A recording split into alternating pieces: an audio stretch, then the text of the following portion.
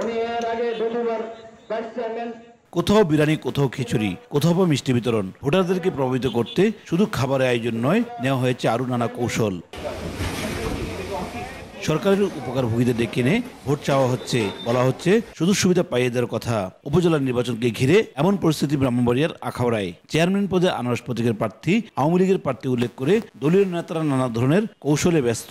আচরণবিধিকে বৃদ্ধাঙ্গুলি দেখিয়ে তারা চালিয়ে যাচ্ছেন প্রচারণা। এ অবস্থায় ভোটারদের মাঝে তৈরি হয়েছে শঙ্কা। প্রায় মিটিংয়ে বিরিয়ানির ডেক নিয়ে কারাকারি ছুটাছুটি করতেছে, বিরিয়ানির মাধ্যমে পাবলিককে আকর্ষণ করার চেষ্টা করতেছে। মন্ত্রী মহোদয় নাম বিক্রি করে কিছু কিছু কুচুকরি মহল বলতেছে যে দলীয় ছাড়া কোনো ভোট দেওয়া যাবে না, যা আমরা চাই সুষ্ঠু এবং নিরপেক্ষ নির্বাচন। আমরা সঠিকভাবে আমাদের তারুণ্যের প্রথম ভোট যেন দিতে পারি, আমরা সুষ্ঠুভাবে আমরা ভোটাররা ভোট দিতে পারি, সেই সুযোগ যদি আমরা করে দেয় আমরা ভোটাররা ভোট দেব, যাকে মনোনয়ন করব তাকে আমরা ভোট দিব। এ বিষয়ে রিটার্নিং কর্মকর্তার কাছে একাধিক অভিযোগ জমা দিয়েছেন ঘোড়া প্রতীকের প্রার্থী।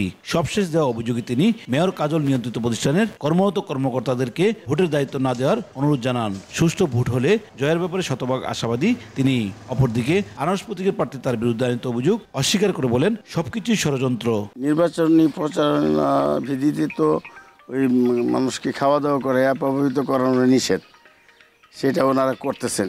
আবার আখাউড়ার ম্যাজিস্ট্রেট ধরতেছেন এবং জরিমানাও করতেছেন, কিন্তু এটাকে তোয়াক্কা করছে না।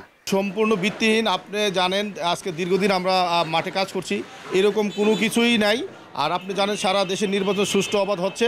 রিটার্নিং কর্মকর্তা জানান অবাধ সুষ্ঠু নির্বাচনের জন্য সব ধরনের পদক্ষেপ গ্রহণ করা হয়েছে। সুষ্ঠু, সুন্দর, নিরপেক্ষ নির্বাচন করার জন্য আর বদ্ধপরিকর এবং নির্বাচন কমিশনের নির্দেশনা মোতাবেক আমরা সব ধরনের প্রস্তুতিভাবে নিচ্ছি। আখাউড়া উপজেলায় 3 জন চেয়ারম্যান, 3 জন ভাইস চেয়ারম্যান ও 3 জন নারী ভাইস চেয়ারম্যান প্রার্থী প্রতিদ্বন্দ্বিতা করছেন। উজ্জ্বল চক্রবর্তী, সময় সংবাদ, ব্রাহ্মণবাড়িয়া।